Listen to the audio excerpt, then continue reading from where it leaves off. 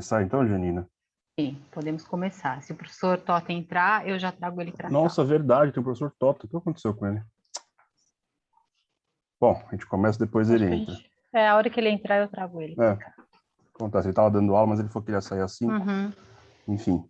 Bom, gente, boa tarde a todas e todos. É um prazer enorme realizar esse evento em homenagem ao nosso querido professor Oliveiros da Silva Ferreira, que uma vez o meu amigo Daniel Coronato chamou ele de o professor de todos nós.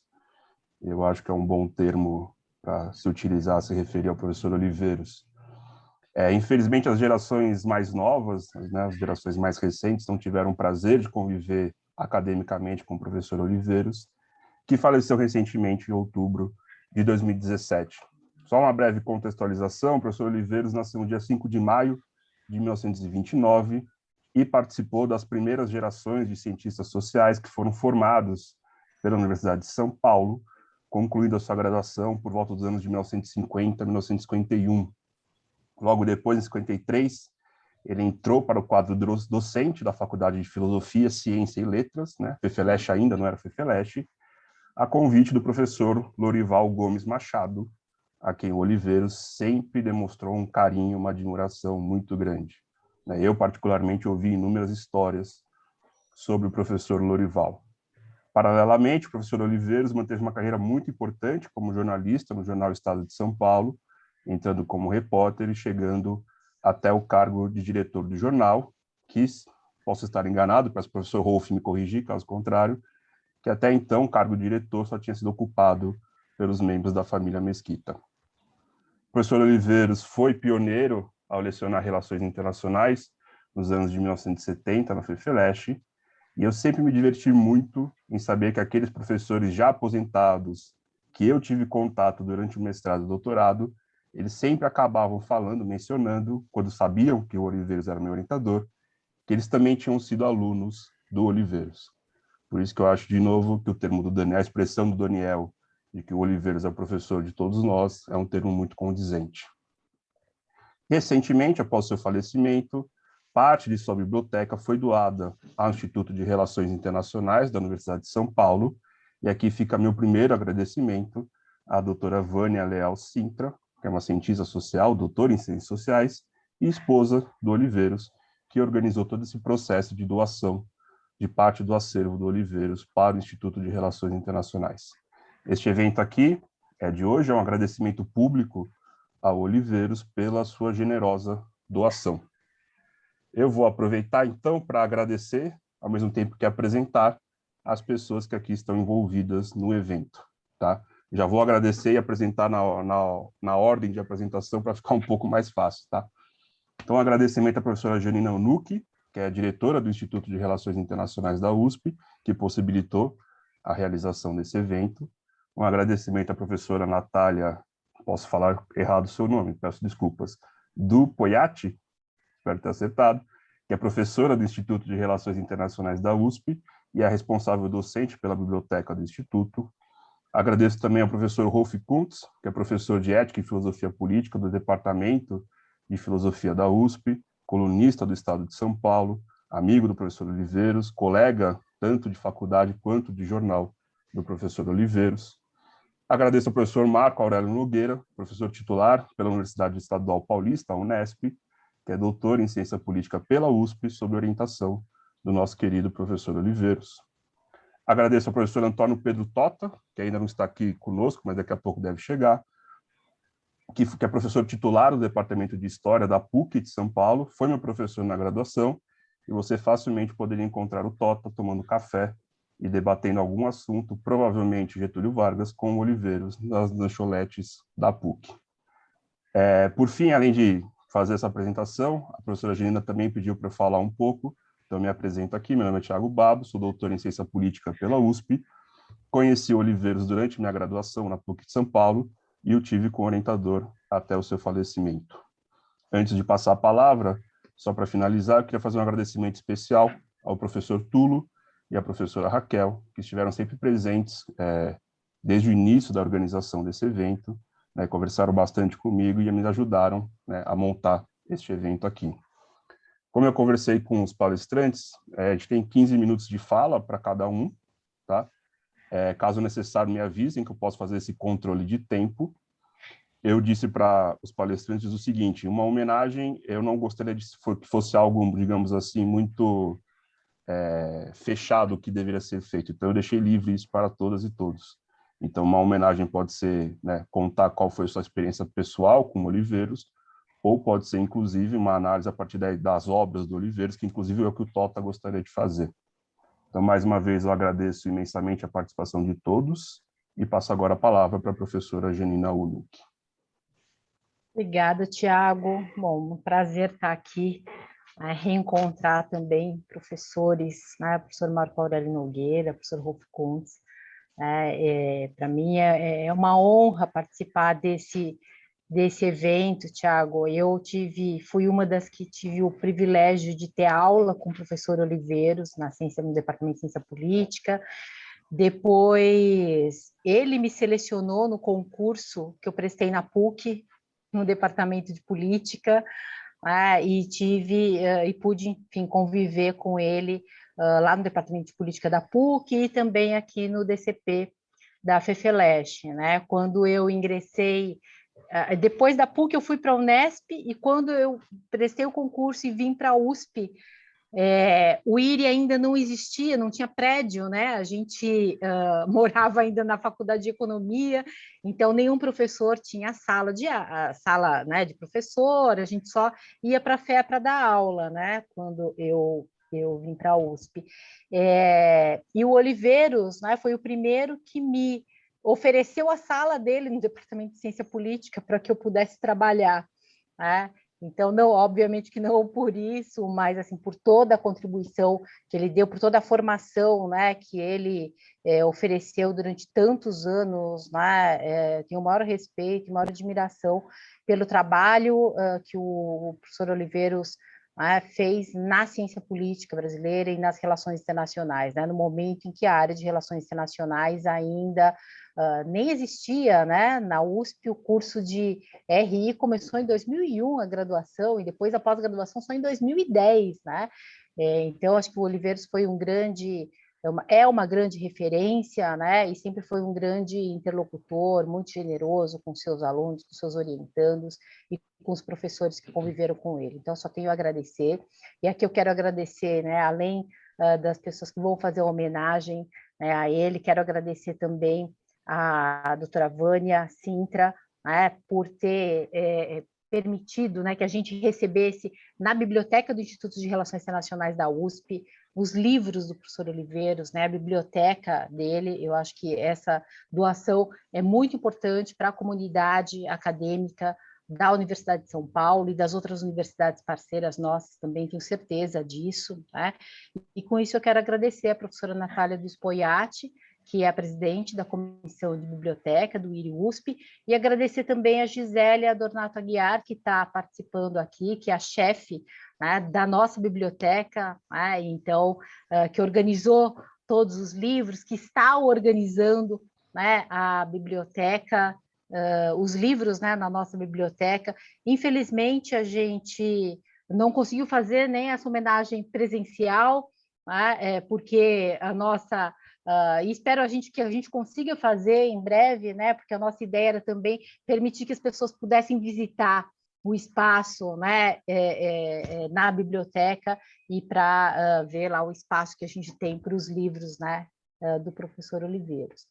Mas eu vou voltar a palavra para você, Tiago, e agradecendo mais uma vez, né, a possibilidade do Instituto de Relações Internacionais ter esses livros agora. Obrigada. Obrigado, Janina. Natália?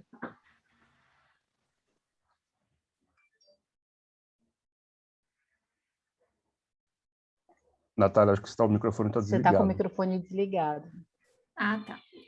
Eu gostaria novamente de agradecer, né, primeiro a presença, vocês terem me convidado para estar aqui presente, mas eu acredito que tudo que eu vou falar aqui foi todas as informações passadas pela bibliotecária Gisélia Adornato de Aguiar, né? Então, ela que teve esse trabalho todo de catalogação de todas as obras, né, que foram doadas pela doutora Vânia Sintra à biblioteca do IRI.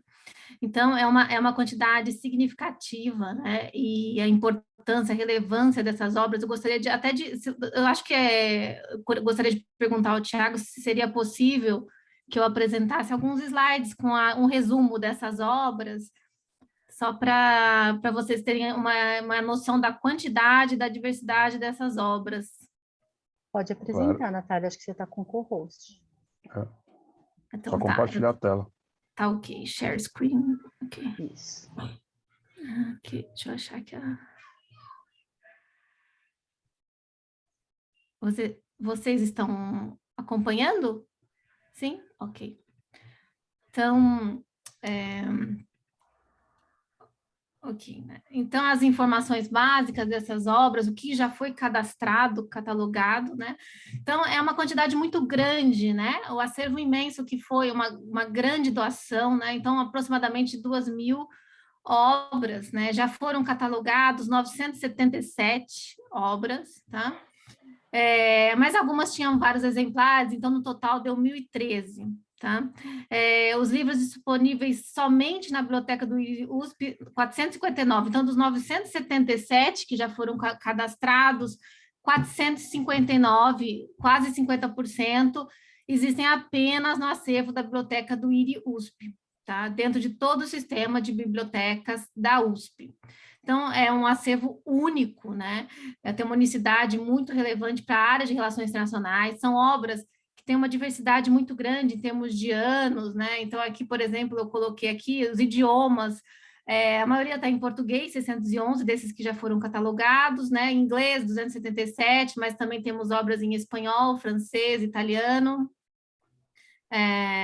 E os anos, né, de publicação. Então, tem obras aqui de 1945, né, um acervo muito interessante. E aqui as últimas, aqui se aproximando de 2017, né, a maioria aqui mais recente, mas obras aqui muito, muito únicas, né, e antigas, tá? Então, esses são os dados básicos, a gente ainda está catalogando, né, um trabalho muito grande e gratificante, né? Então, a Gisele e a Marta são as nossas bibliotecárias que estão fazendo esse trabalho, elas têm a ajuda de um estagiário, então é um trabalho bem massivo, assim, em termos de quantidade de obras para publicar e por pessoa, né? Então, são apenas 3 pessoas trabalhando nisso e elas tiveram que selecionar nas obras em ordem de relevância. Algumas estavam muito deterioradas, poucas, né? Mas tiveram que ser destinadas à reciclagem devido à grande quantidade de mofo, 200 mais ou menos, tá? Que não puderam ser aproveitadas, mas o restante está sendo catalogado, né? Eu gostaria de agradecer imensamente, então, novamente, a doutora Vânia Sintra, ao próprio Oliveiros, que não está aqui presente, infelizmente, né? E a nossas bibliotecárias e estagiários, tá ok? Então, é só isso, pessoal, é só essa parte técnica que eu gostaria de relatar para vocês. Deixa eu só tirar aqui. E o interessante que eu não disse é que todas as obras do acervo doadas pelo professor Oliveiros, eles ficam catalogadas com essa nomenclatura, que pertencem ao acervo do professor Oliveiros, né? Então, nós conseguimos rastrear essas obras, isso que foi bem interessante, que a nossa bibliotecária conseguiu, né? Colocar essa nomenclatura em todas as obras que foram doadas. Então, é algo bem, bem interessante. Bom, então, eu gostaria de finalizar. Muito obrigada a todo mundo. Obrigado, Natália. Então, agora eu passo a palavra para iniciar as homenagens individuais. Passo a palavra para o professor Rolf Kuntz. Professor, se o senhor quiser, eu posso avisar quando o tempo estiver acabando. Aí fica a critério do senhor. Eu prefiro que me avise, se puder. Te aviso, faltam 2 minutos. Não sei se preencho os 15 minutos ou se estouro. Tá. Bem, vou falar um pouco sobre a minha relação com Oliveiros. Nós tivemos, enfim, uma relação prolongada em 2 profissões, em 2 atividades.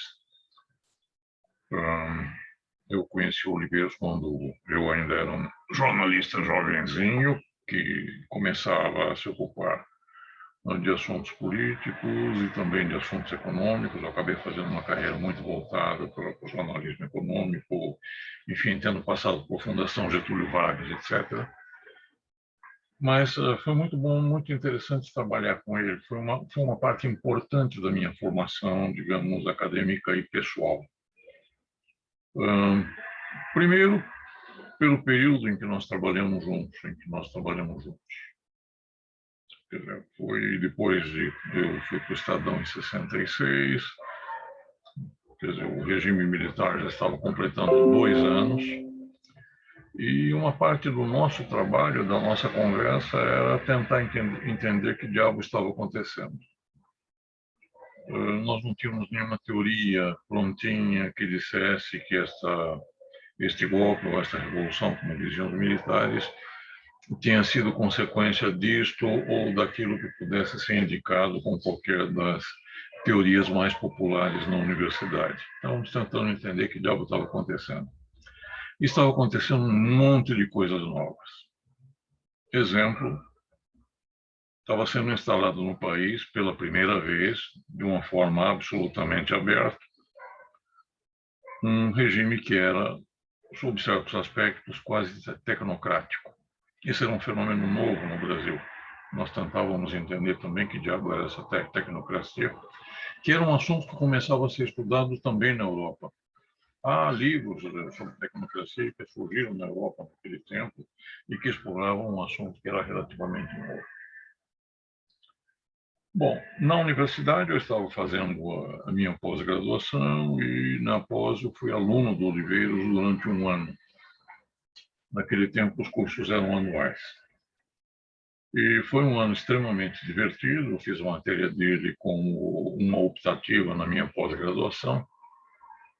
E 2 coisas que foram para mim lucros muito grandes desse período foram a atenção que eu tive de dedicar a Gramsci e a atenção que eu tive de dedicar a um autor que era muito pouco lido na época e que eu creio que era objeto até de muito preconceito, que era Oliveira Viana. Faz uma imensa diferença para um estudioso de teoria política, de ciência política, tentar pensar o Brasil a partir de uma leitura, digamos, de populações meridionais. Um exercício que eu fiz naquela época. Naquele tempo, Oliveira já se dedicava muito ao Gramsci, quer dizer, isso foi muitos anos antes da produção do trabalho de livre docência, os 45 Cavaleiros Húngaros, mas Oliveira já estava dedicado a isso. E um ponto muito importante é que Oliveiros jamais abordou Gramsci privilegiando a condição de um escritor filiado a alguma tradição marxista. Ele leu Gramsci como um autor que tinha méritos próprios, que tinha valor próprio, que definia problemas próprios e que tinha de ser lido como um autor com méritos próprios. Ele chama atenção para isso novamente no trabalho dele de livre docência, quando ele situa a questão da hegemonia como um dos problemas centrais, talvez o problema central mais importante da ciência política. Era bom trabalhar com Oliveiros também por causa disso. Ele era capaz de pegar um autor que poderia estar preso a uma tradição ou a uma certa corrente de pensamento político e tratava esse autor pelos seus méritos, pela sua qualidade, pelo seu valor científico. Outro ponto que para mim foi extremamente importante foi a atenção, a forma de tratamento da política que era típico do Oliveiros. Ele trabalhava com sociologia política e não com alguma coisa que se pudesse chamar de ciência política. E sociologia política não era uma expressão muito corrente na universidade, a não ser, é claro, quando nós líamos Weber. Havia um cara que se dedicava muito ao Weber né, que era o Gabriel Ocon, provavelmente o melhor estudioso de Weber disponível na universidade por muito tempo, e havia um outro cara que falava em sociologia política também, que era o Oliveira, que fazia sua abordagem dos temas a partir dessa perspectiva. Bom, é difícil dizer para alguém hoje como pode ter sido importante para a formação de alguém ter tido sua atenção chamada para este Gramsci, que era tratado por ele como um autor com méritos próprios, como um cientista político que, enfim, devia ser lido como um cientista político e não como um autor marxista, e para um Oliveira Viana, que era um autor muito pouco lido, realmente, naquela época, e depois voltou a ser lido. Muita coisa saiu sobre Oliveira Viana nas décadas seguintes, mas naquela época era um autor quase esquecido. Ele estava fora, digamos, das perspectivas de leitura da história política brasileira. Bom, trabalhamos juntos no jornal durante muitos anos. Eu estive no Estadão entre 1966 e 1979, saí, fiquei 10 anos fora, retornei ao Estadão, voltamos a trabalhar juntos. Nesta época, o Oliveiros era diretor de redação. Alguns anos depois, ele abandonou praticamente a diretoria de redação e passou, nos seus últimos anos, ele se dedicou basicamente a cuidar da produção de editoriais. E eu, que fui editorialista, que sou editorialista do Estadão, trabalhei muito com ele nesse período, participávamos de uma reunião diária em que se discutia política, em que se discutia, enfim, o que estava acontecendo no país, e a partir dessa reunião nós decidimos o que fazer. Foi um período, portanto, de coleguismo, de trabalho conjunto e, para mim, de aprendizado continuado, de aprendizado frequente. Quando Oliveira morreu, eu produzi para o Jornal da USP um texto não muito longo de apresentação do trabalho dele, de apresentação das ideias dele. E só no fim desse texto que eu produzi na ocasião, menciono a atividade dele como um jornalista que tinha um equipamento acadêmico de altíssima qualidade, que, portanto, podia tratar dos seus temas utilizando este equipamento.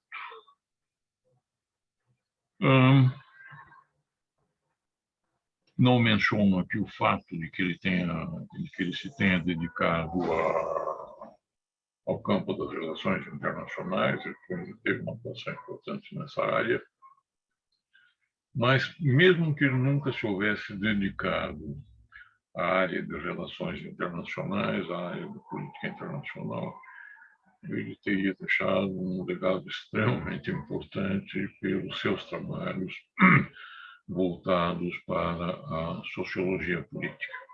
Ao lado disso, é claro, apenas para recordar, ele teve os seus trabalhos a respeito de geopolítica, bons trabalhos a respeito de geopolítica, que, apenas para lembrar, estiveram na moda durante algum tempo, durante o período militar, como uma área de atenção do Golbery, do general Golbery.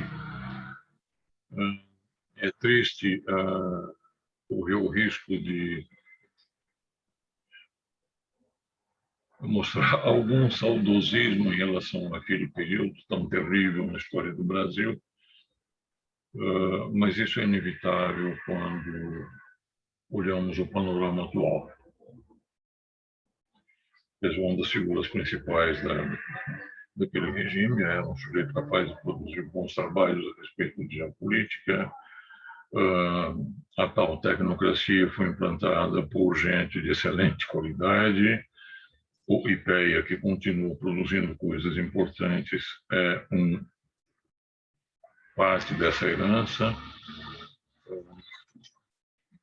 tenho a impressão de que o país teve uma ligeira piora nos últimos anos. Triste dizer isso, lembrando como exemplo o fato de um regime abominável sob vários aspectos, na minha opinião, mas que foi capaz de produzir algo novo, de produzir algo relevante do ponto de vista administrativo, do ponto de vista da modernização institucional, né? Vamos começar pela reforma financeira que entrou em vigor em 1965, com a criação do Banco Central, etc. O Brasil não tinha um Banco Central até aquele momento, tinha um embrião de Banco Central, que era o SUMOC, que havia sido criado no final do Estado Novo, mas até lá não tinha. Enquanto os Estados Unidos tinham um Banco Central desde 1913, a Europa desde muito antes disso e assim por diante. Bom, é basicamente isso. Quer dizer, eu não queria entrar poderia ter entrado na discussão da produção teórica do Oliveiros, mas eu acho que talvez tenha sido mais útil lembrar essa nossa cooperação, qual a importância do que eu recebi dele como treinamento, como ensinamento, como, enfim, digamos, como contágio intelectual. Era muito difícil escapar desse contágio vivendo perto do Oliveiros. Eu só fui aluno dele durante um ano, quer dizer, aluno formal dentro da escola, mas fui aluno dele durante décadas no dia a dia. Basicamente isso. Professor Rolf, muitíssimo obrigado pelo seu depoimento, pela sua homenagem. Como eu disse, não precisamos fazer aqui uma análise teórica da produção do Oliveiros, não necessariamente isso é uma homenagem a ele. Então, agradeço muito a sua fala. Antes de passar a fala para o professor Marco, eu queria só apresentar o professor Antônio Pedro Tota, que chegou aqui. Agradecer a sua presença, Tota. O professor Marco... Thiago, se você me permite, também só quero dar as boas-vindas ao professor Tota, claro, que chegou agora, e queria registrar também a presença aqui do professor Walter Colli, que é professor emérito da USP, foi o primeiro diretor do Instituto de Relações Internacionais. Muito obrigado, professor Walter. Tota, só vou passar a palavra para o professor Marco Nogueira agora e depois o senhor fala, tá, professor? Marco, muitíssimo obrigado por aceitar o convite. Fique à vontade, se o senhor quiser, eu posso controlar o tempo, só me avisa para marcar aqui. Tá bom, muito obrigado, Tiago, Janina, pessoal aí do IRI e os amigos que estão aqui fazendo parte dessa sessão. Você pode me avisar, viu, Tiago, quando estiver faltando assim, uns 2 minutos, porque eu sou capaz de me empolgar falando do Oliveiros e não seria adequado nem democrático eu extravasar. Então, sigo aqui o exemplo do professor Rolf, que foi absolutamente prussiano no cumprimento do tempo regulamentar. Eu vou tentar fazer, dentro desses 15 minutos, uma intervenção que mistura um pouco da minha relação pessoal com o Oliveiros e um pouco do modo como eu li a teoria do Oliveiros. Não sei se eu vou conseguir, dado o tempo curto. Mas eu conheci o Oliveiros em 1975, quando eu entrei na pós-graduação da USP, do mestrado. Eu queria fazer uma tese sobre o pensamento dos militares. E o Oliveiros, naqueles anos, era um estudioso dos militares. Ele tinha, inclusive, uma fama de que mantinha relações estreitas com uma parte da oficialidade brasileira, e isso me deu, assim, me provocou um interesse muito grande em interagir com ele.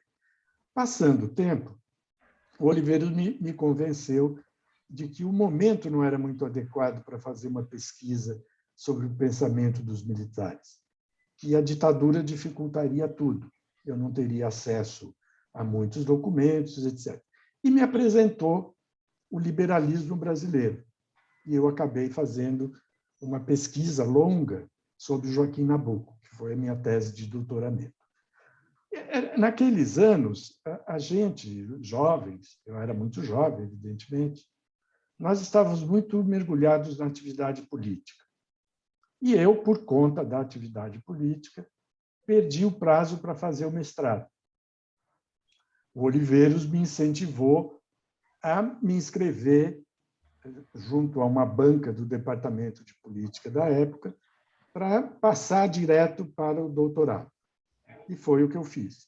E eu, com essa operação, eu acabei sendo orientado pelo Oliveiros por um período de 12 anos, que foi o tempo que eu levei para fazer, um pouco menos, foram, na verdade, 9 anos. Eu entrei em 75 e concluí o meu doutorado em 83. Foram 8, 9 anos de convivência com Oliveiros, que foi uma coisa, para mim, com uma dimensão formativa muito grande, porque eu convivi mesmo com o Oliveiros, seja para buscar orientação da pesquisa, seja para conversar com ele, para fazer um pouco o apelo que o professor Rolf mencionou aqui, o apelo para que ele me explicasse o que é que estava acontecendo na vida brasileira naquele período de passagem para a vida democrática que só vai acontecer em 85. E o Oliveiros, no período em que eu convivi com ele era um professor absolutamente exuberante. Eu tive o prazer de ter sido aluno dele num curso que já era muito famoso naquela época, que era o curso O Conceito de Hegemonia na Teoria Política.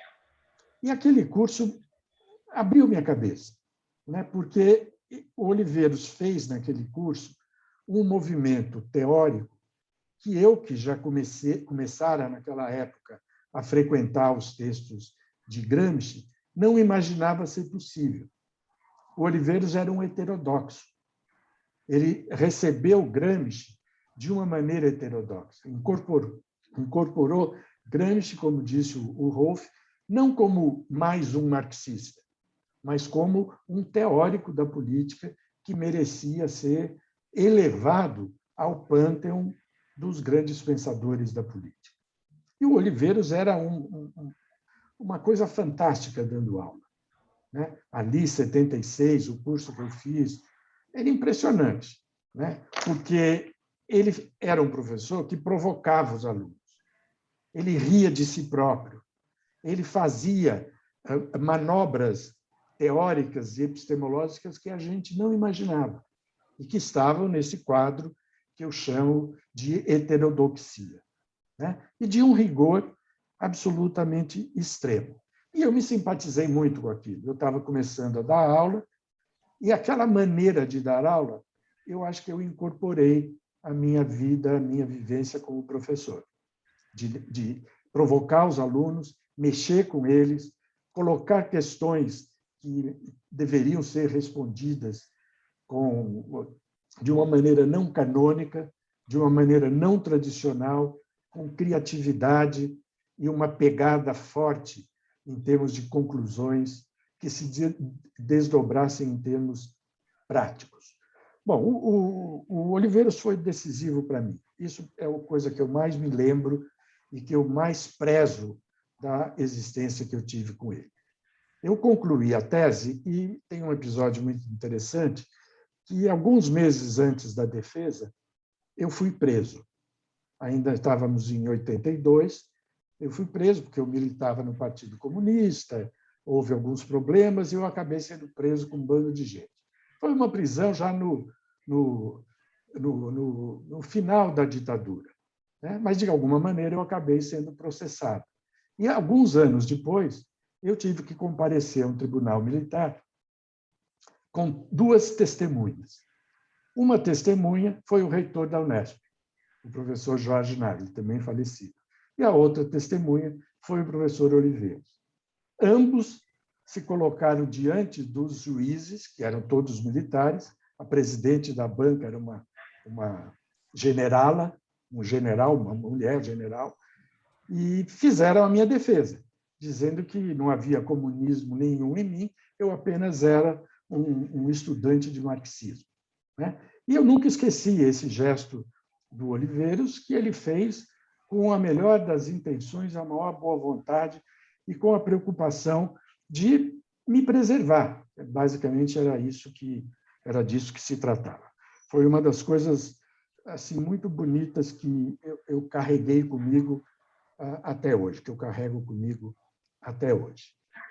Bom, eu tive esse relacionamento com Oliveiros e, a partir do final do meu doutoramento, eu passei a frequentar mais o Oliveiro pensador, né? E fui, de novo, me encantando com as coisas que ele escreveu, particularmente com a grande obra dele, que é Os 45 Cavaleiros Húngaros, no qual ele faz uma leitura detalhada dos cadernos do cárcere do Gramsci, e depois, alguns anos depois, nos Elos Partidos, no qual ele faz um resgate de tudo o que ele, de certa maneira, pensou e elaborou sobre os militares na vida brasileira.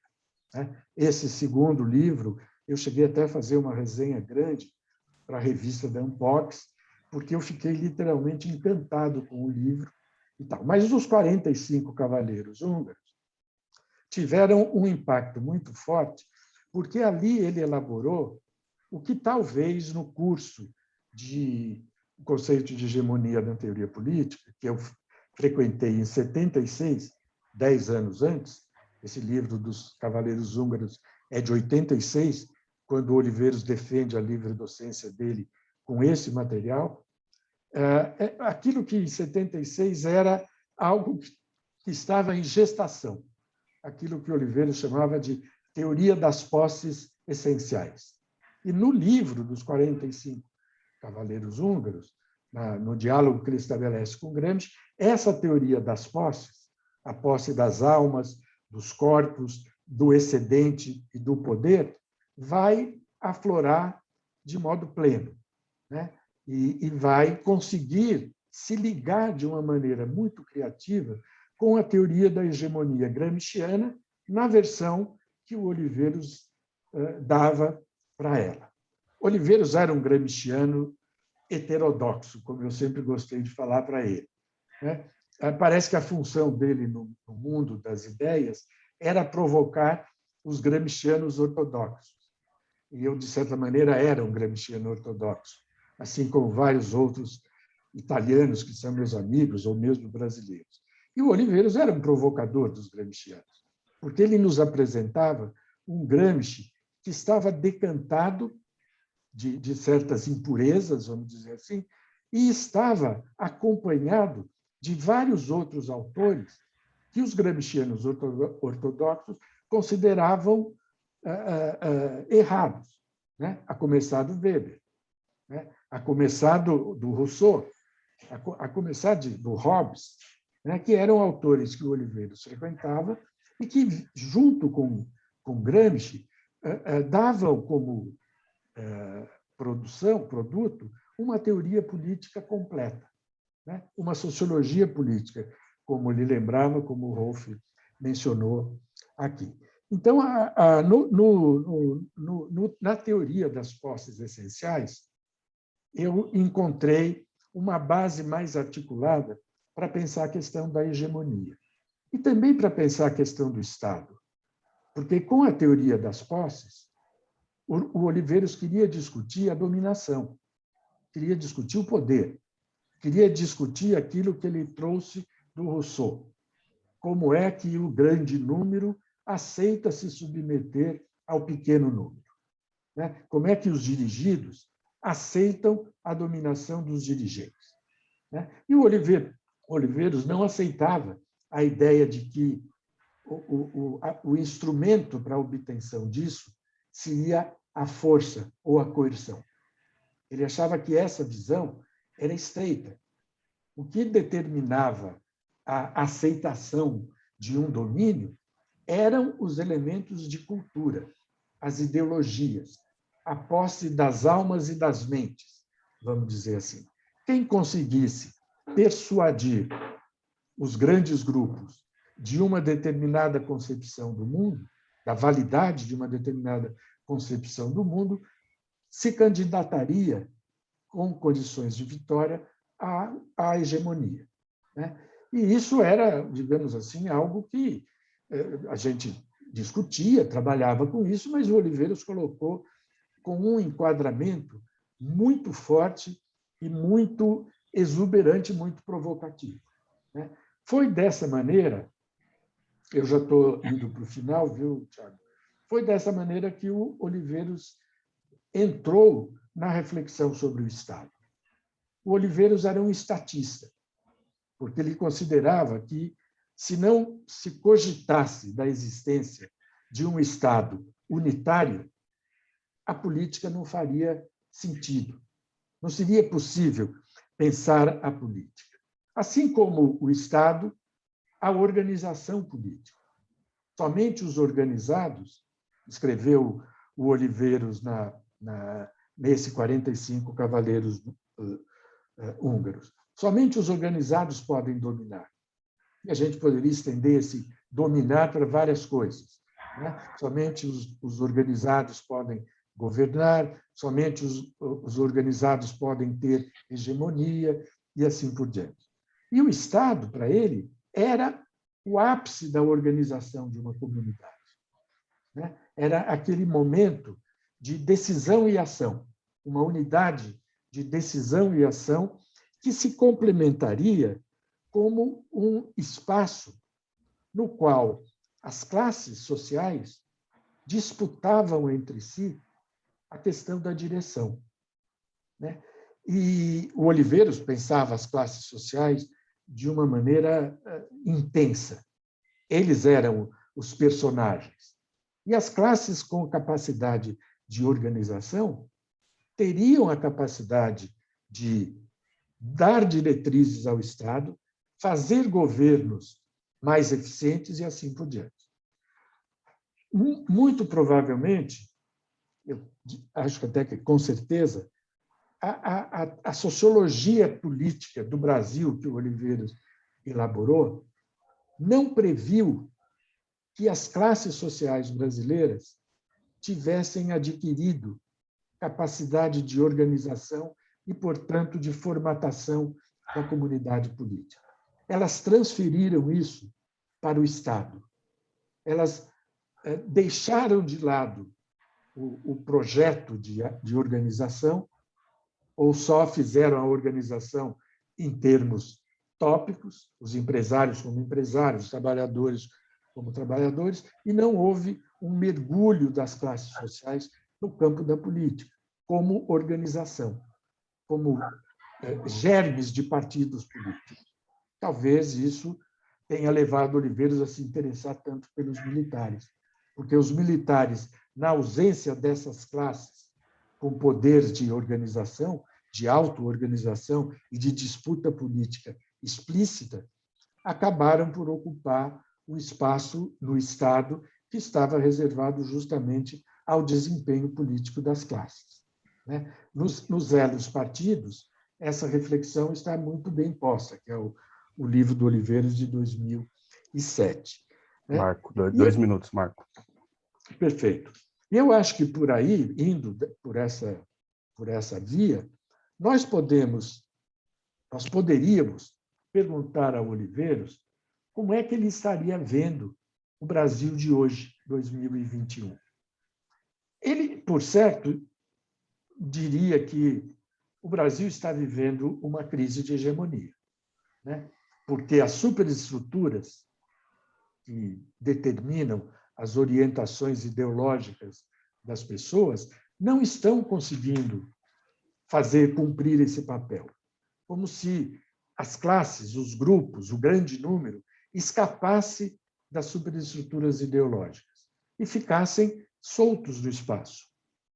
Ao mesmo tempo, nós temos no Brasil um governo que, em nome de narrativas, palavra que certamente o Oliveiros deploraria, querem exercer o comando sobre o grande número, de alguma maneira se valendo de redes sociais e do protagonismo do presidente da República e de alguns dos seus assessores ou apoiadores. Oliveiros certamente diria que nesse ambiente, a política não tem condições plenas para respirar, né? Na medida em que não haveriam estruturas organizadas para impulsionar o processo social, a política abriria falência, digamos assim. O mercado entraria no seu lugar, né?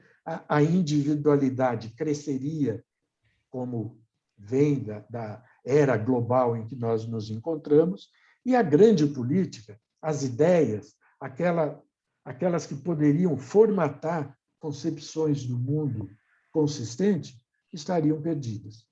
E eu acho que esse retrato, de alguma maneira, está escrito nos Velhos Partidos, é um retrato muito fidedigno, que mostra bem a sociedade em que nós estamos vivendo hoje. Uma sociedade que está em busca do seu futuro, em busca da sua identidade, em busca de concepções do mundo que possam dar a ela um sentido de pertencimento à vida. É muito ruim a gente chegar em 2021 e apelar ao Oliveiros para que ele nos diga, entre aspas, nos descreva essa situação. Mas eu acho isso perfeitamente possível. O que, para terminar, me faz acreditar que pensadores como Oliveiros, e ele em particular, vão fazer uma falta muito grande no Brasil dos próximos anos, que não será um país no qual será fácil viver. E o Oliveiros vai seguramente fazer falta. Obrigado a vocês. Marco, muitíssimo obrigado pela sua homenagem, agradeço demais. Passo a palavra agora ao professor Tota. Tota, você está com o microfone mutado, só precisa desmutar.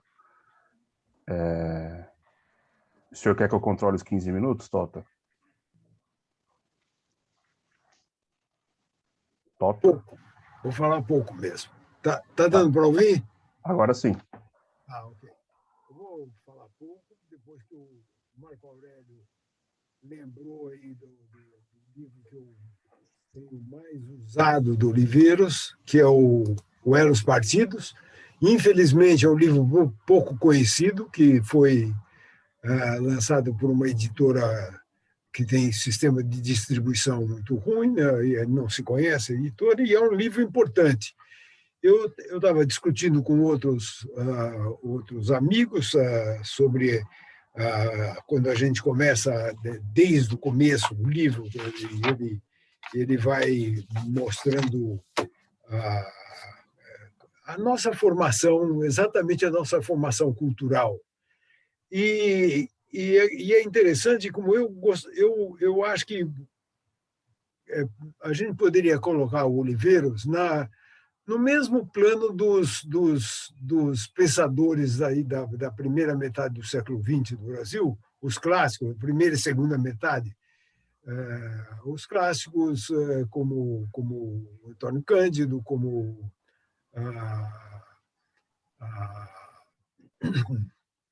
o Caio Prado. Quem falta mais aí para completar a coisa? Completar o triunvirato de Sérgio Buarque. Sérgio Buarque, exatamente. Eu acho que é da mesma. Obrigado, Marco. Da mesma categoria.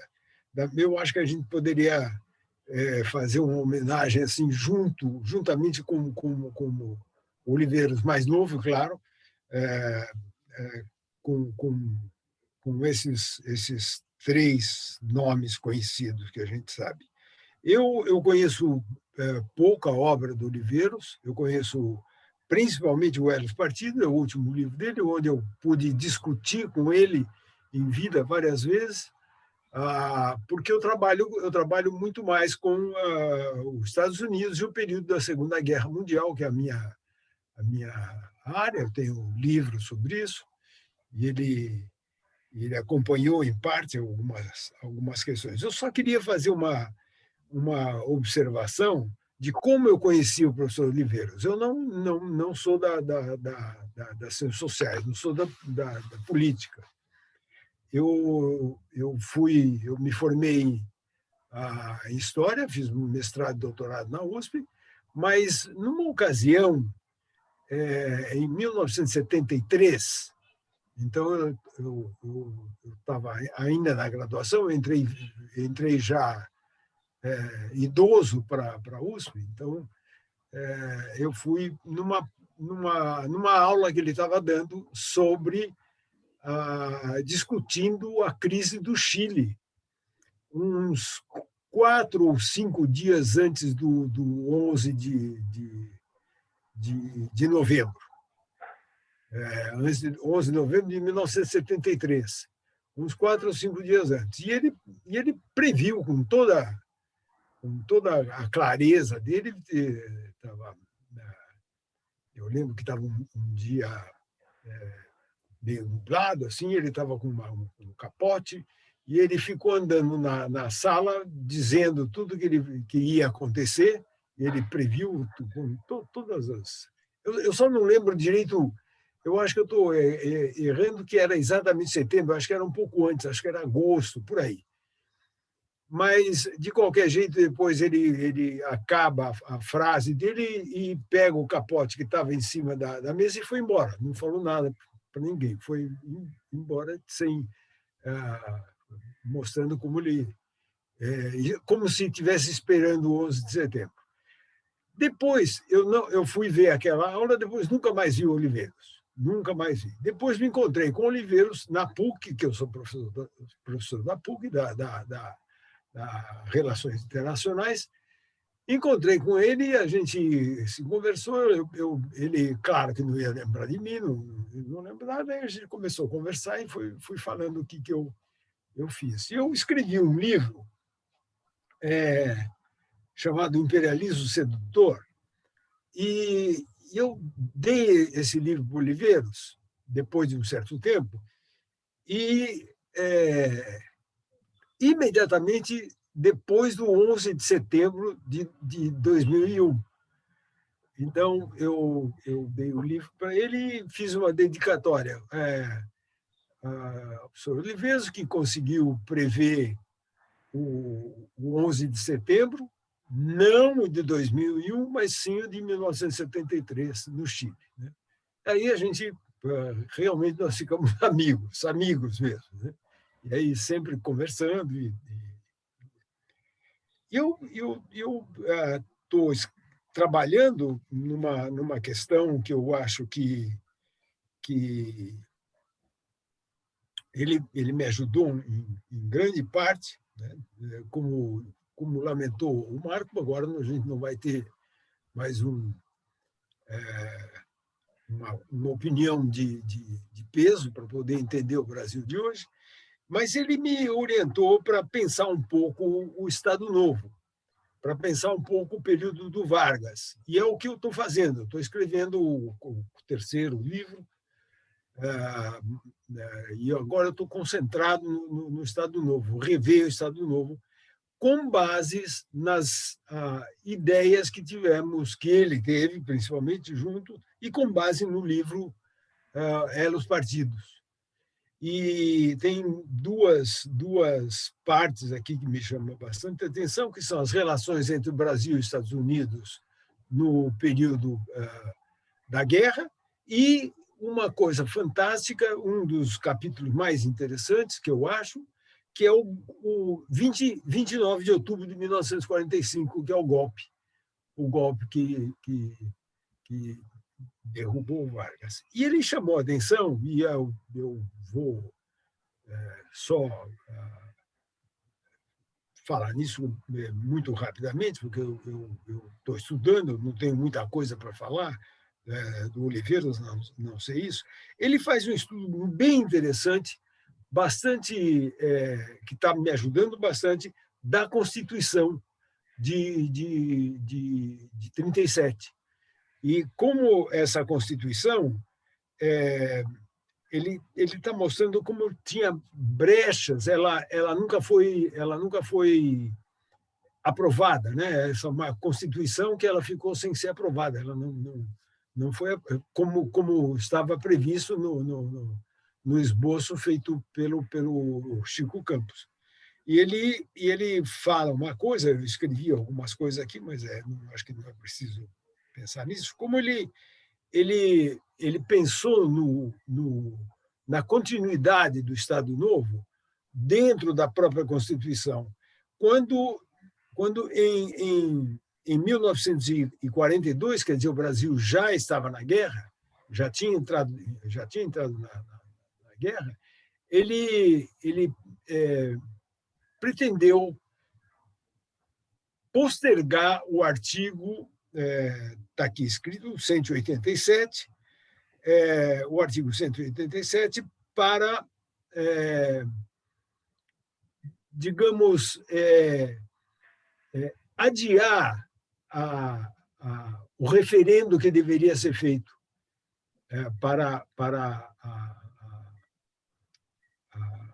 a Constituição.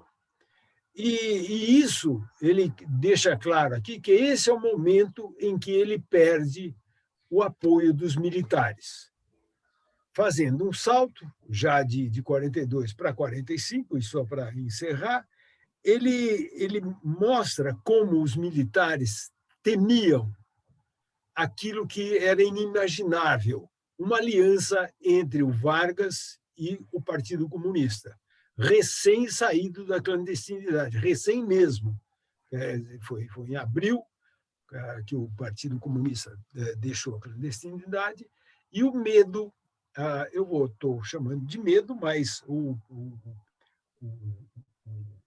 temor dos militares, principalmente de dois deles, que são os grandes cabeças do Estado Novo, que eram o Góes Monteiro e o Eurico Gaspar Dutra. E ele chama, de uma forma muito interessante, dizendo que esses eram os dois grandes intelectuais do Estado Novo, Góes Monteiro e o Eurico Gaspar Dutra. E depois ele entra numa fase num trecho muito bom aqui, na hora que o Juarez Távora, perdão, não foi o Juarez Távora, foi oh, meu Deus. Bom, é que eu não quis ler, eu escrevi um monte de coisa aqui para falar, mas não vou ler. Não vou ler, não precisa. Um dos generais, já general, ele vai até o Palácio de Laranjeiras para ele assinar, então, uma renúncia, ele e o Vargas, assinar uma renúncia e depois como é que seria resolvido isso. E ele repete um trechinho da Alzira Vargas, do Getúlio, meu pai, ele repete um trecho da Alzira dizendo que o ex-ministro da Justiça vai até lá, ele estava preso, vocês vão me desculpar, mas como eu não li aqui, eu estou esquecendo os nomes de bastante conhecidos, mas estou esquecendo os nomes. Ele já estava, o ex-ministro da Justiça estava preso, ele vai até o Palácio da Laranjeira, colhe a assinatura e deixa um espaço vago. E volta para o Ministério da Guerra, onde estava o Getúlio, perdão, foi no Palácio da Guanabara, onde estava o Getúlio, depois ele volta para o Palácio da Guerra, o Ministério da Guerra, na Central, e passa pelos militares que estavam reunidos lá, entre eles o brigadeiro Eduardo Gomes, e pergunta, e o presidente do Supremo Tribunal também participando da reunião. E ele passa o papel e pergunta para o Eduardo Gomes, brigadeiro, para quem eu devo passar esse documento, né? Para quem eu vou entregar o poder, afinal de contas? E o próprio ministro da Justiça, o ex-ministro da Justiça, falando: já sei, nós vamos entregar para o presidente do Supremo Tribunal, que está aqui, que era o que vocês queriam, não era? Então, ele entrega e passa o poder, não para o Eduardo Gomes, não para o Dutra e não para o Góes Monteiro. E aí ele dá uma espécie de último golpe que o Vargas deu para esse grupo militar. Então, esse tipo de coisa que o professor Oliveiros me orientou. Ele até sugeriu que eu deveria escrever, trabalhar. Ele me cedeu uma documentação que está lá, eu preciso ir buscar, para escrever uma biografia do Góes Monteiro. Mas eu não tenho fôlego para isso, não tenho mais idade também, porque isso aí vai demandar bastante tempo. Mas, de qualquer jeito, ele me animou bastante. É isso que eu tinha que dizer sobre o Oliveiros. Tota, muitíssimo obrigado pela sua homenagem. Pela ordem, agora sou eu mesmo, vou tentar falar e controlar o horário. Só, Janina, se eu não conseguir fazer essa dupla tarefa, por favor, me avise. Pode deixar. Vou seguir também aqui os demais e fazer um relato meio que pessoal da minha relação com o professor Oliveiros. Mas eu conheci o Oliveiros por volta do ano de 2009, na PUC de São Paulo, onde eu realizei minha graduação. Mas eu queria falar um pouquinho antes disso, a partir do tópico, digamos assim, central, não central, porque central é o Oliveiros, mas o tópico inicial disso aqui, que é a biblioteca do Oliveiros. Então, nas minhas idas e vindas à casa do Oliveiros e à sede do seu gabinete, o gabinete chamava Gabinete Oficina de Livre Pensamento Estratégico, que carinhosamente chamava-se, então, de golpe. Como o Marco disse, o Oliveiros tinha a capacidade de rir de si mesmo, então ele denominou, com a ajuda da Vânia, o seu gabinete dessa forma. E o golpe ficava, primeiramente, na rua da casa dele, e, posteriormente, numa casa, a 2 minutos da casa dele. Eram tantos livros que precisou de um outro espaço físico. E eu acabei mantendo uma relação muito próxima com a biblioteca do Oliveiros.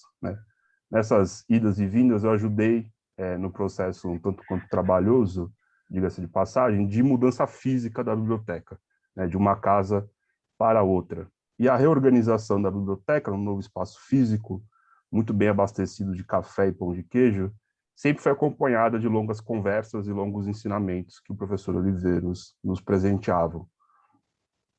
Numa dessas idas e vindas ao seu gabinete, nesses intervalos que a gente fazia com café e pão de queijo, eu lembro muito bem que o Oliveiros, muito preocupado, se indagou sobre o destino da sua biblioteca.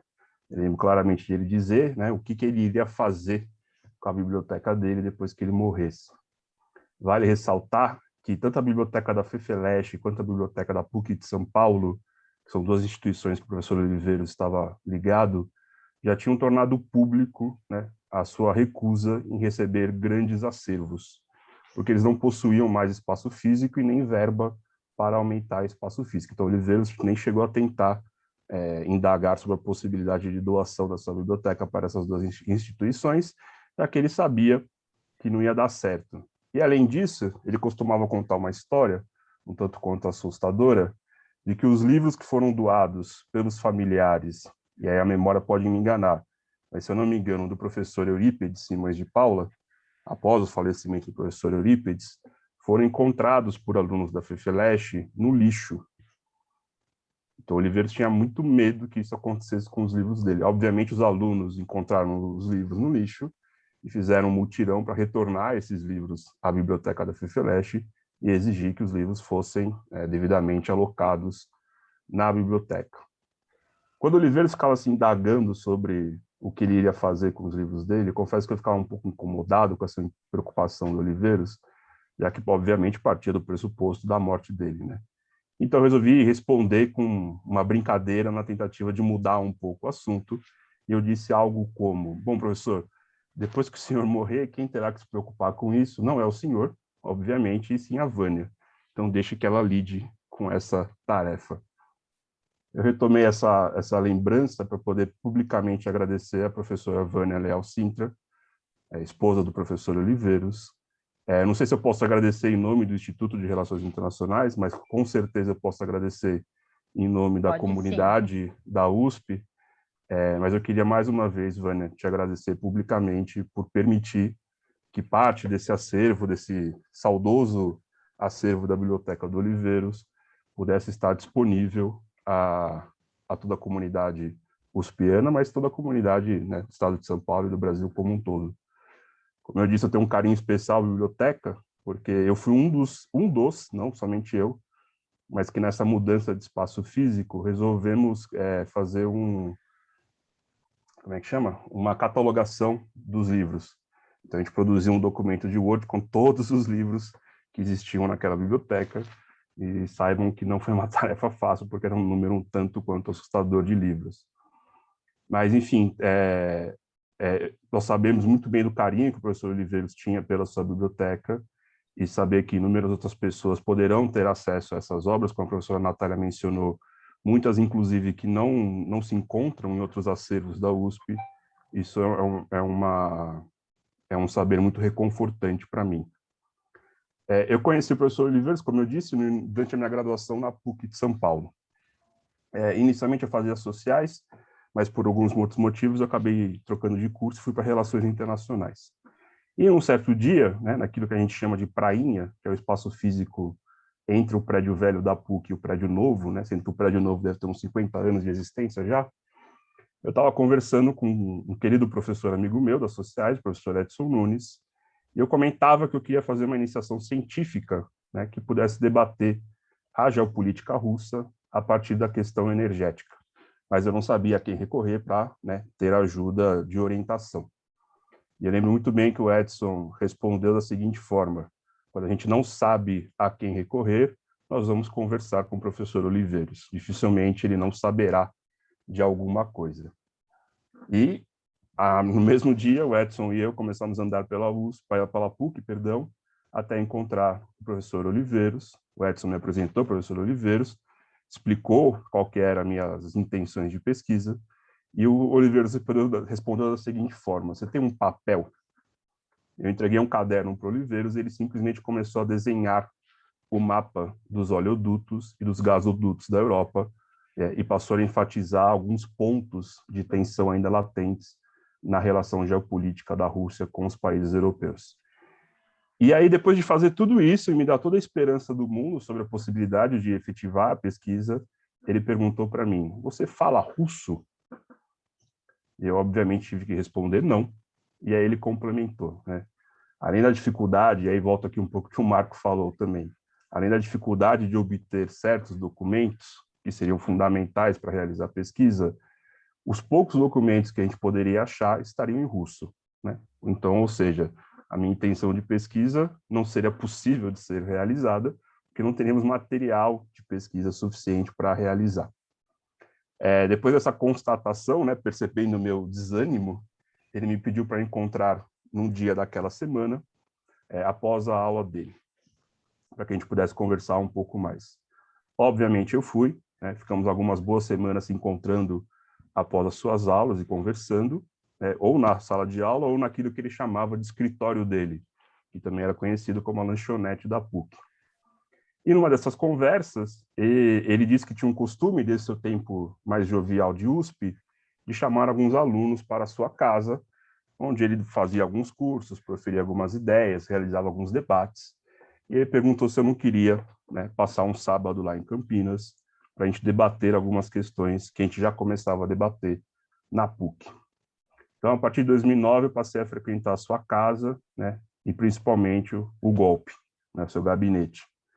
Durante muito tempo, cheguei aí a cada 15 dias lá, a Vânia deveria estar irritadíssima com a minha presença, mas sempre tenho uma saudade, uma memória muito boa desse período.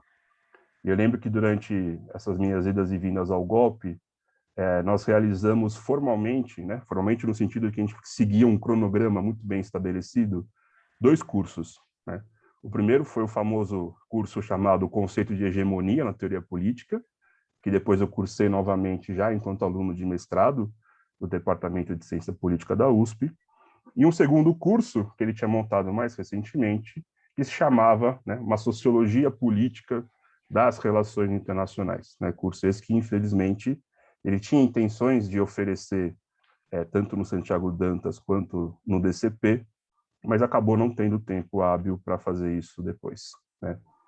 E esse último curso, inclusive, eu acabei fazendo sozinho com ele, e que se estendeu por mais encontros do que o previsto inicialmente, já que os debates ali propostos se tornaram facilmente, né, grandes bolas de neve. Então, a partir desses encontros com o Oliveiros no gabinete, o professor Oliveiros gentilmente me orientou no meu TCC, passando depois pelo mestrado e doutorado que foi feito aqui na USP, né. Infelizmente, o doutorado não pôde ser concluído pelo professor Oliveiros, porque ele faleceu antes do término, em 2017. No meu mestrado, eu resolvi estudar Dinamarca, né, no sentido que eu queria entender, fazer uma leitura sociológica do posicionamento político dinamarquês perante os seus vizinhos europeus. Mas já como eu tinha aprendido anteriormente, na minha tentativa de estudar geopolítica russa, eu me matriculei num curso de língua dinamarquesa. E quando eu avisei o professor Oliveira sobre o meu interesse de pesquisa, ele prontamente perguntou: você fala dinamarquês? E aí eu respondi que estava fazendo aulas. Ele falou: então tudo bem, pode continuar a pesquisa. E por que eu quis enfatizar essa questão, quase que esse ensinamento metodológico que ele sempre manteve, aparentemente, como o Marcos disse, desde o início? Porque tem um artigo muito famoso e importante para o debate do campo disciplinar das relações internacionais, que foi publicado em 77 por um austríaco chamado Stanley Hoffmann, que ele estudou na França, mas depois foi lecionar nos Estados Unidos. E é um artigo muito crítico. O título do artigo já é muito chamativo, né? O título é Relações Internacionais na Ciência Social Americana. E o americano não diz respeito ao continente americano, e sim aos Estados Unidos da América. É um artigo muito crítico, né, que vai evidenciar como, na segunda metade do século XX, a forma de se pensar as relações internacionais nos Estados Unidos dominou quase que praticamente o mundo acadêmico de relações internacionais, né? E, num certo momento, Hoffmann afirma que a tradição americana está muito associada aos métodos quantitativos de pesquisa, pois nós não vamos encontrar na tradição americana, né, na tradição das universidades americanas, uma forte preocupação de aprendizagem de outras línguas. Algo que o Hoffmann vai dizer que é bem diferente nas universidades europeias, onde é comum realizar estudos de línguas estrangeiras para você poder, né, proporcionar pesquisas diversas. Perdão. Isso seria para o Hoffmann um grande diferencial da tradição americana de se pensar relações internacionais. E por que eu trouxe isso? Porque o professor Oliveiros ele foi fruto de uma geração de cientistas sociais brasileiros que foi formada por aquilo que nós chamamos de missão francesa, né? Ou seja, uma série de professores franceses que vieram à USP para formar as primeiras turmas do curso de Ciências Sociais.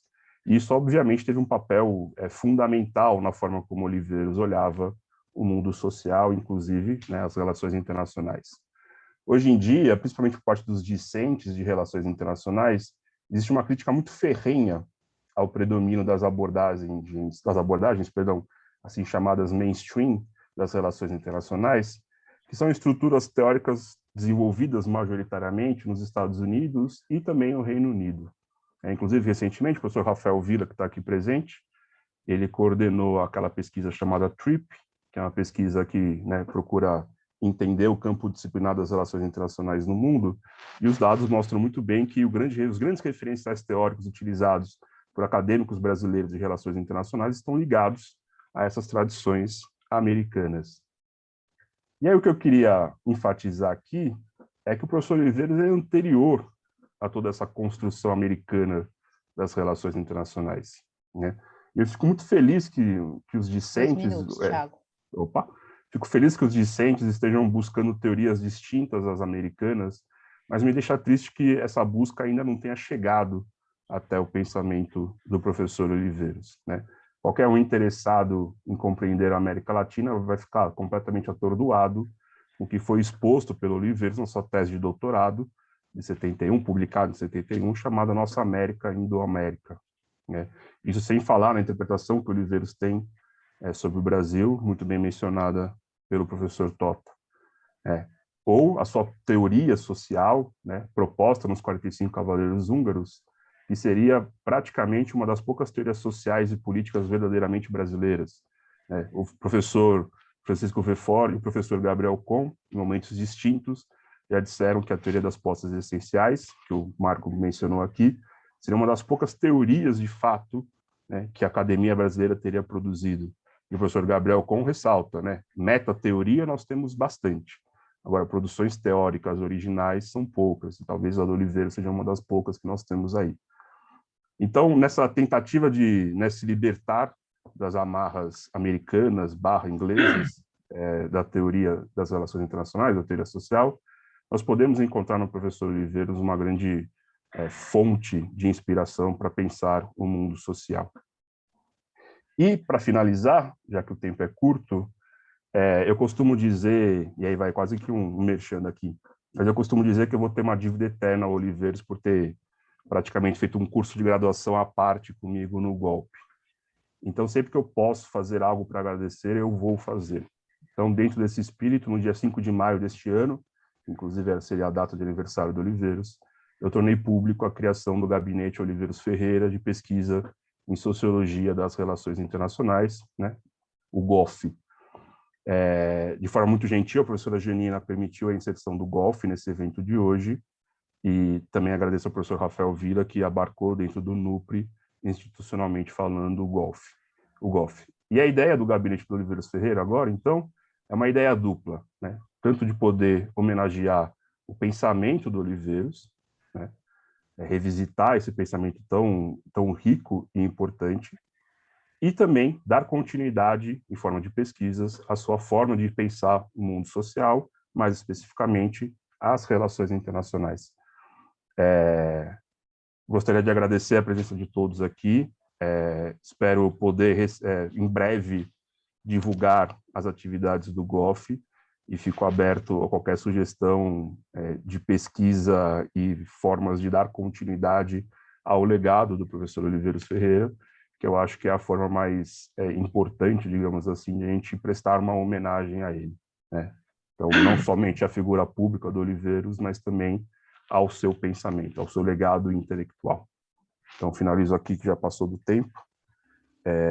Janina, não sei se você quer fazer uma finalização, não sei se vai abrir perguntas, porque a natureza do evento é diferente, mas, enfim.